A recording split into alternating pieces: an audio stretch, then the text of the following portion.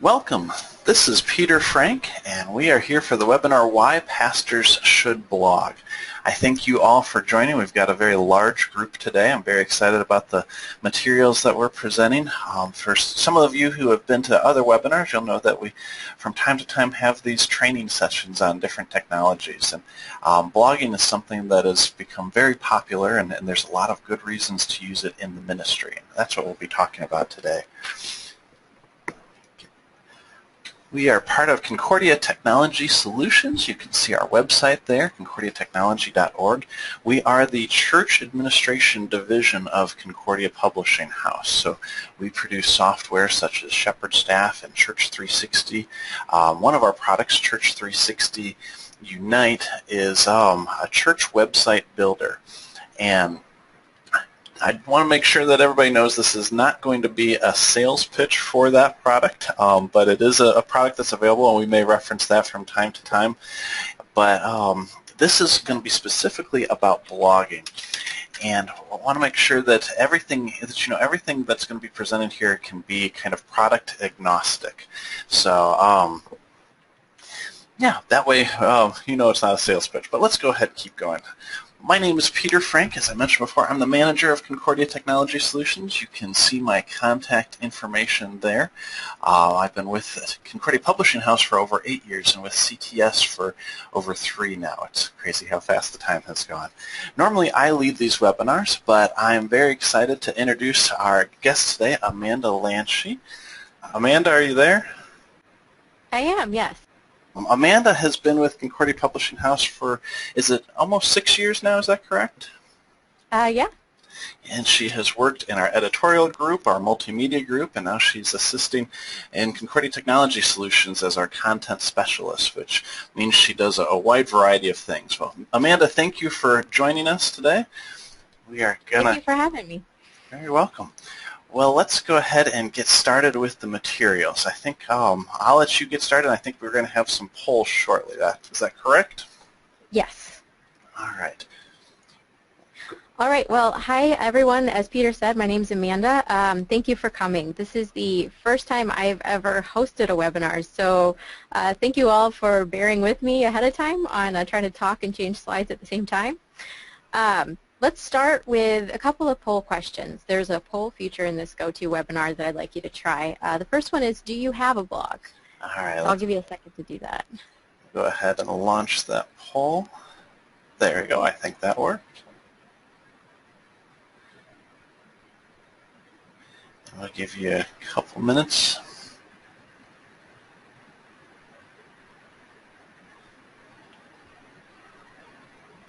All right, so let's see here. And here are the results. Okay.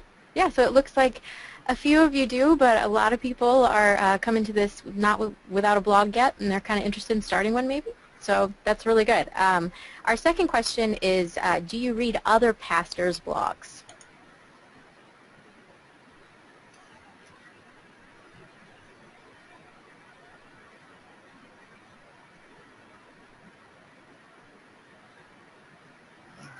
Looks like we've got just about everybody in there. I'll give another second before I turn it off.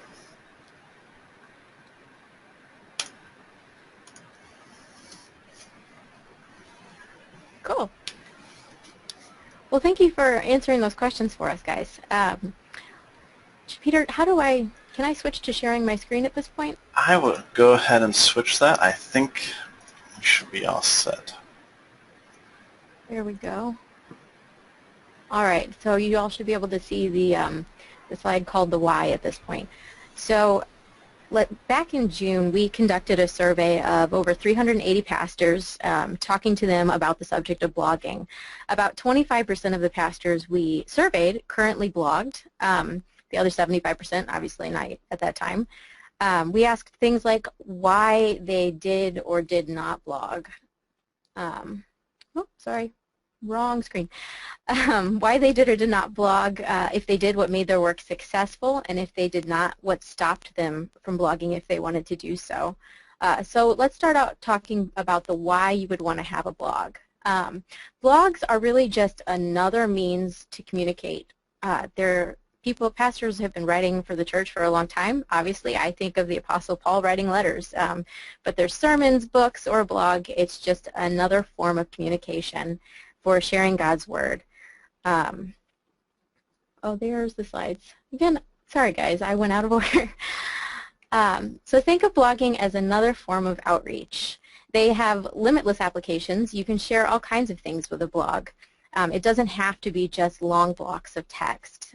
For example, you can share your sermons every week. You can extend those sermons by sharing things that didn't fit within the worship schedule, or sharing your sermon outline, or the video or audio of your sermon. You can also share syndicated content. By that I mean things that you're already producing. So for example, my pastor writes an article in our monthly newsletter. That's the great kind of thing to share on a blog. You can also share, if you've already posting things on social media like Facebook to communicate with your members.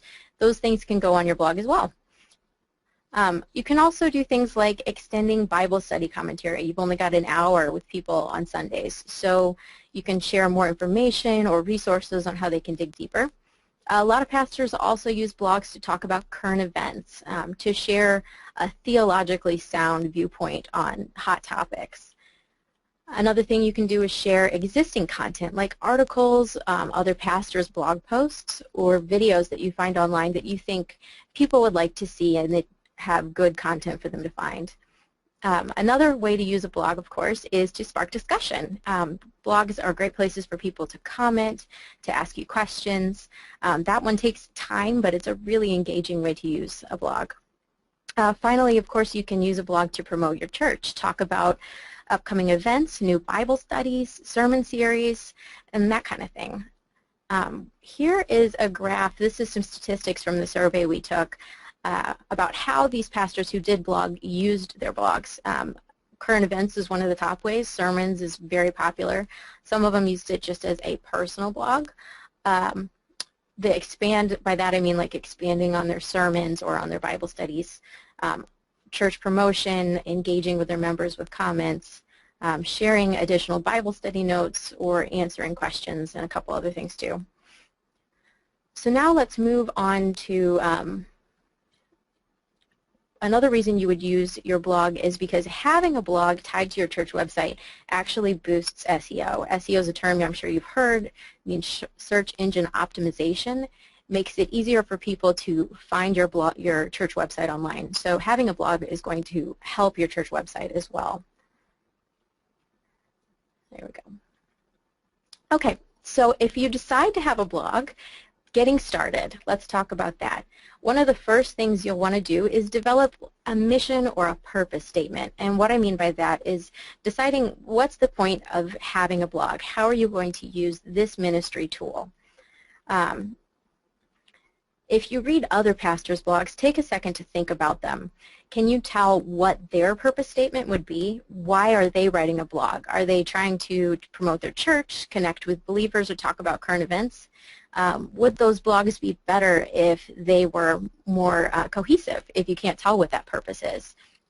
It really makes it a very focused ministry effort if you know what you're trying to do with a blog. Okay, so then it's not saying that your blog can't have several applications, but it's going to make it really, oh sorry, I keep changing it, make this ministry effort more effective. All right, so moving on. One of the things to do as you're getting started is to choose a platform for your blog. There are a lot of options out there. Some are complex and flexible. Others are simple but easier to use. One of the most popular is WordPress. It's very flexible. It has a highly rated app that lets you manage the blog from your smartphone or tablet. Blogger is connected to Google. It's also very popular. Weebly is another one. It's smaller. It's very simple, but it's easy to set up. It's one of the few that you can actually set up from an app on your phone. And finally, of course, you can set up a blog on your actual church website if your website has the ability to host something like that. Peter, I'm going to ask you to talk a little bit about why you would host your blog on an off-site application versus, or why you might want to host it on your church website. Sure, absolutely. So it really goes back to the purpose of your blog like you described before. So if your blog is to extend the ministry of your church, then it makes the most sense to have it on your website. And not that I'm going to get into a sales pitch, but that's one of the things we added with Church 360 Unite is so that it's in that one cohesive location. It adds that SEO, and I know we'll talk about that in a little bit more detail soon. But if it's more of a pastoral ministry tool, if it's sharing your opinions on current events, or if it's extending your Bible studies a little bit beyond and getting into topics that you might not approach from the pulpit, then it would be better to have it kind of off-site. And each of those options you have there are all great options. WordPress allows for so many different designs, and there's so many templates that are available. Blogger, because it's connected to Google, has a lot of greater capabilities for being found through search engines. And then Weebly's got a lot of great things too because it's so simple to use. But the other advantage of having it offsite as a pastoral ministry blog is that you can take that with you if you go to another church. If you get a call to another church and you want to continue that, you're not having to switch all of your followers to your new website. And your new church might have a different opinion on the pastor blogging as part of their ministry or not. So it's good to keep that personal. So it really, again, just goes back to the mission and why you're doing a blog. Great. Thanks, Peter. All right, so I'm going to move on to, after you've chosen a platform, first thing you want to do, of course, is write. Start by brainstorming a list of ideas and create a few bullet points that you can always expand on later. After you've written down the ideas you have, talk to your congregation, the people who will be reading your blog, and jot down those ideas too. Okay, so now writing. Remember that writing is a skill, not a talent. A lot of you have this skill. Maybe a few of you are a little nervous about it. That's okay. When you sit down to write a post, you know your writing style best. If you feel unsure how to start, just start writing. Just put it down. You can always go back and edit later. I like to always go back the next day when I write something that I'm going to share and give it a fresh look, make sure that it looks good from a different perspective, looking at it from how a reader would view it. There's maybe an assumption, Peter and I were talking about this, that all pastors are good writers because you produce a sermon each week, but some pastors, they like to just jot down talking points and then they build off of that when they're giving their sermon. So things like grammar questions, everybody has those, even people who write all the time. I'm an English major, or I majored in English back in college, and I am constantly consulting my old books or going to online grammar tools. My favorite is the Purdue University OWL. They've got a fabulous writing tool, lots of great stuff on there, answering questions or tools to help you figure things out. Of course, one of the best things you can do when you write a post is just ask for feedback. Find someone who likes to write or who will be honest with you, and ask them what they think and to make suggestions for your future posts. All right, so then after you're writing, the next thing to do, of course, is to promote your blog. This is so important because that's how you get readers. But first and foremost, tell people. There's a lot of people in your church and in your life. Mention your blog during worship announcements. Include a link in your church newsletter, bulletin, church website homepage. You can email colleagues or people who you think would be interested in reading the content that you're going to post. One of the things to keep in mind, of course, is that you don't have to feel shy or feel like it's egotistical to be talking about your blog, because it's not about you, it's a ministry effort. Oh, just saw a comment from Kim about that Purdue OWL thing. If you download the handout ebook, there's a link to it in there, or you can Google Purdue OWL. Okay, so back to promotion. Again, it's a ministry effort, so just keep in mind that it's a great place to talk about your theology and not about yourself. So that's something to keep in mind when you're working on a blog. And Amanda, one of the things. Another way to. Oops, sorry to interrupt you there.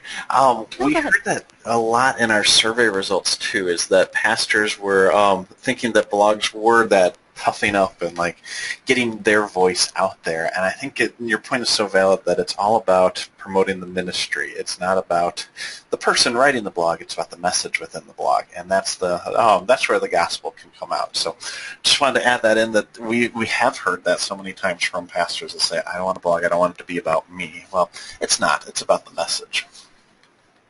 Yeah, thank you, Peter. That's very true. Okay, so another great way to promote your blog is to connect with those other pastors' blogs that you're reading. You can add a comment on a post when you have maybe something that's related and share a link to your blog. That's going to get you great SEO. Another thing you can do is, we were going to do a poll on this one, Peter. I forgot about this one. That's all right. Whether or not your church uses social media. All right, well, let me go ahead and jump over that and launch it. There we go. Thank you.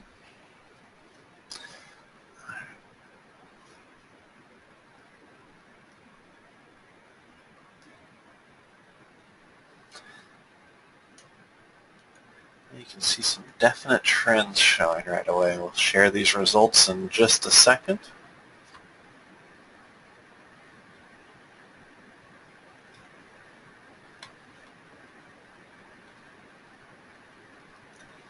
All right, we'll give you another second and then we'll wrap it up. Okay. So there are the results. Looks like Facebook is quite popular. It is indeed. Yeah, definitely. So my point in asking that is, when you have a blog, since you're using it as a ministry effort, it's great to promote your blog on your church's social media sites. Share it on Facebook, share it on Instagram and Twitter, and Pinterest if you use it. It's a good way to reach not only your members, but for them to pass it on to other people who may not be in the church or even be Christian. It's a great way to send it out. And of course, if you have personal social media accounts, share it on there too. It'll reach your friends and your colleagues and get the blog out there. One of the things to keep in mind is that you promote your new blog, but you also promote every new post on those social media accounts and in different ways that we've talked about. That way people know if you're posting a topic that they want to hear about. For the CTS blog that we have, we share a link to each new post several times because, especially on Twitter, people don't always see what you've posted because there's so much content cycling through there. So our rule of thumb is 1 to 2 Facebook posts and about 4 Twitter posts for each new blog post that we do. That can get overwhelming, so one of the things we use is a social media scheduling application. Saves some time. We actually just put out a blog post this morning on the CTS blog about social media scheduling applications, so check that out if you're interested. Another thing to do as you're promoting your blog is to boost the SEO. A lot of these platforms that we've talked about will let you optimize certain things. And that will help not only your blog get found, but therefore help your church website get found too if they're connected. You can optimize your URL, your image alt text, which is the text that a search engine would read because they can't technically see the image. Can help you use your headers properly, add metadata, which is the words that show up, like when you're on Google and you search something, you have a link to the website, and then all the words beneath it are the metadata, which is describing what that page contains. So if you can add that, then it's going to help people know what they're getting to when they search for your site. Another thing improves SEO is cross-linking, so adding links outside of your blog. So within the text of your blog, you can link to other pastors' blogs, to different pages, and those cross-links will actually improve your SEO. We're planning on doing another blog post soon on SEO, so I look forward to more information on that if you're interested in the topic. If I could interrupt for another second there about SEO, I think it's one of the exciting things. SEO is such a marketing thing, and I spend a lot of my time working on SEO, and I know pastors don't often think about that. That's not one of the classes in seminary. But the great thing about that is being being there when people are searching for something. So if they have questions about faith and they're in your area and they search, if you've been optimized for SEO, then you're going to come up so that you are the one who is answering those questions for them. They're not going to some other religious site that points them away from the gospel. If they're always coming back to that message, and so it goes back to your purpose of sharing it. And that's really where you get the outside visitors from as opposed to your internal people. Yeah, very true. Thanks, Peter.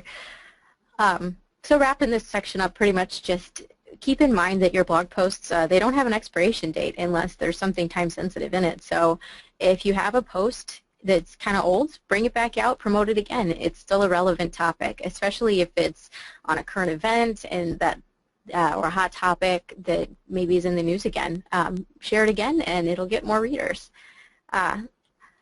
All right, so our next section is overcoming hurdles. In the survey that we took, pastors talked about why they weren't blogging if they wanted to.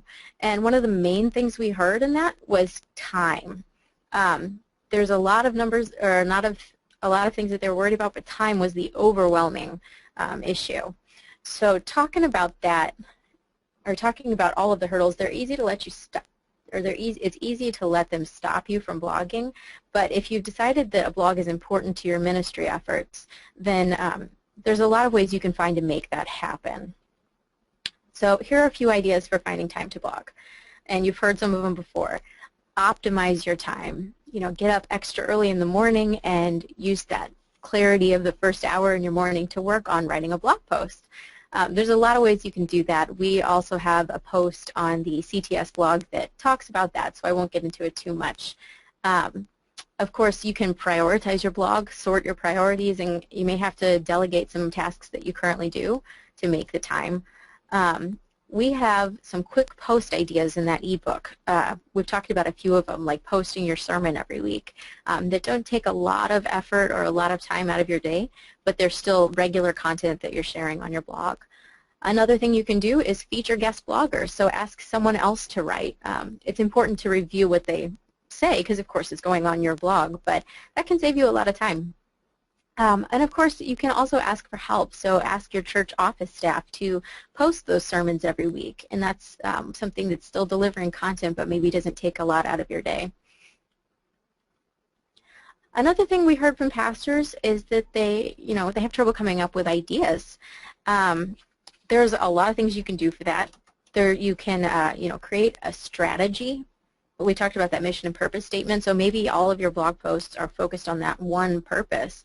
And using your strategy, sorry, I lost my train of thought. But if you have a strategy, then all of your posts, of course, would be directed toward achieving a certain goal. Or, you can sort of just write about topics that interest you and start there. For example, you can read other blogs and find inspiration and motivation from them. Maybe something that another pastor posted would give you an idea for a related topic. You can, of course, grab your Bible, write a post about a single verse or a favorite passage. There's obviously a lot of content in there and many things you can say about it. We've talked about expanding your sermons. That's another great thing you can do.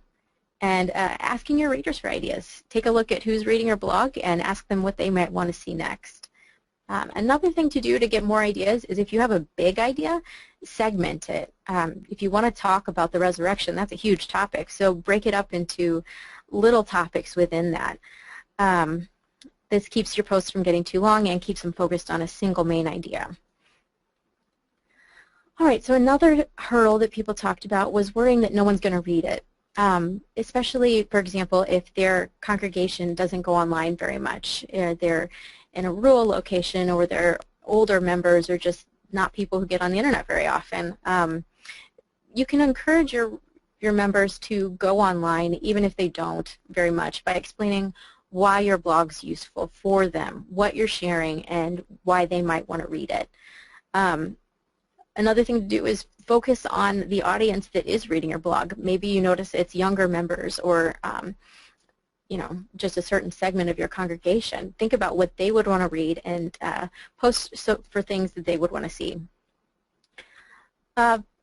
So, thinking of the term haters, people can be a little negative online, so that was another concern. When it comes to comments, start by asking yourself, can you handle the feedback in terms of time? Do you have time to respond to comments? And if that's something you want to do. Finding the time to do that is important. If you're going to allow comments, then you don't want to leave those unanswered or just lingering, especially if they're saying something negative about a current event or something. You want to share your theological response. So a lot of platforms do allow the opportunity to turn on or off comments, or maybe to choose that you want to review them before they're publicly posted. So that gives you flexibility on how you handle that. But if your blog's purpose is to spark a discussion, comments are important. You want to make sure you leave them up there and get back to people and use it as the witnessing tool that it can be. And we talked about that. All right, so ultimately, when you are thinking about a blog, you've got to decide how it works with your ministry. It can be a really great tool. It has a lot of applications and a lot of flexibility on how you want to use it in your church. So that's all I have today. If you haven't already, download that ebook handout, and I'd like to open it up for questions for the last couple minutes. Thanks so much for presenting today, Amanda.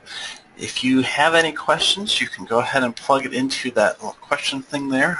Looking, we haven't had a lot of questions throughout, which is okay. Let's see. I don't know. I'm not getting any. Oh, here we go. What is a good word count for a blog post? Well, if you don't mind, Amanda, I'll go ahead and take that one. There's a lot of surveys that were done in tracking read response on word counts, and what it found was that somewhere around 500 words or so would be appropriate, and that's from a usability standpoint. That if you have around 500 words, people can digest it quickly and go from there. Now, obviously, if the content is much longer, then more than that. If you get upwards of 3,000 words, that's a little bit long for a blog post, and you probably want to cut that down into a couple different posts. All right. Another question, does it cost money to boost? That really depends on how you boost it. Facebook has changed their algorithm so much that you won't get a lot of what they call organic views, which are non-paid views. But for just a small amount, you can start boosting your posts through them and target specific audiences. And that also helps raise your organic posts. We've seen that through what we have done, that just by throwing $10, $15 at it, you'll get a lot more views that way. So, Amanda, here's another one for you. What's the minimum time to invest into a blog? One of the things that we found when we were researching was the idea of writing for about a half, or what was it? Let me look in the ebook real quick, Peter. Okay. I want to make sure I'm quoting this properly.